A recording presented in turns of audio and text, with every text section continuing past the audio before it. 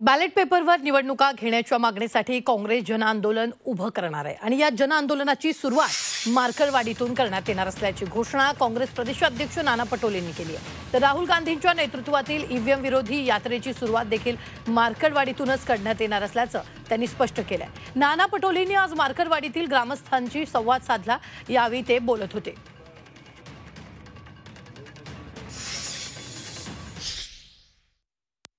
राहुलजींचं स्वतःचं मत असं आहे की आता जसं एक मिठाचा सत्याग्रह महात्मा गांधींनी केला होता आणि तिथूनच खऱ्या अर्थानं देशाच्या स्वातंत्र्याची लढाई सुरू झाली होती, तशीच आता लोकशाही टिकवण्यासाठी मताचा अधिकार हा आता पूर्ण देशाच्या लोकांचा हा बॅलेटनी व्हावा अशा पद्धतीची भूमिका राहुलजींची पण आहे।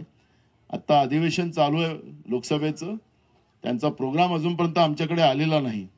आल्यानंतर आम्ही तातडीनं त्या पद्धतीचा प्रोग्राम घेऊ आणि वेळ आलं तर ही चळवळ आपल्या राहुलजींचं जसं भारत जोडो यात्रा कन्याकुमारी ते काश्मीर जी सुरू झाली होती तशीच ही यात्रा आपल्या मार्कळवाडीतूनच सुरू होईल असं मला वाटतं।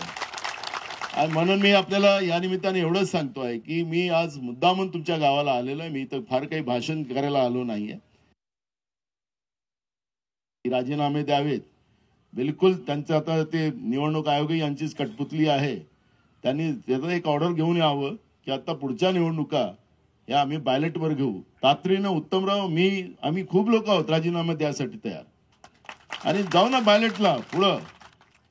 मी 1 लाख मतांना निवडून येणार होतो, माझं 208 वर आणून ठेवलं। मी स्वतः मुख्यमंत्र्यांना हे गुन्हे दाखल जे केलेले आपल्यावर त्यांना सांगतो की तातडीने गुन्हे वापस घेतले पाहिजेत आणि या लोकांमध्ये जे काही भय निर्माण करण्याची भीती निर्माण करण्याचा प्रयत्न हा प्रशासनाच्या माध्यमातून जो सुरू झालेला आहे हा तातडीने थांबवला पाहिजे, नाहीतर याचे परिणाम पुढच्या काळात या जनआंदोलनामध्ये याचे परिणाम फार वाईट होऊ शकतील। हे तुम्हा आम्हाला कोणाला नाकारता नाही अशा पद्धतीने मी त्यांना समजावून सांगणार आहे।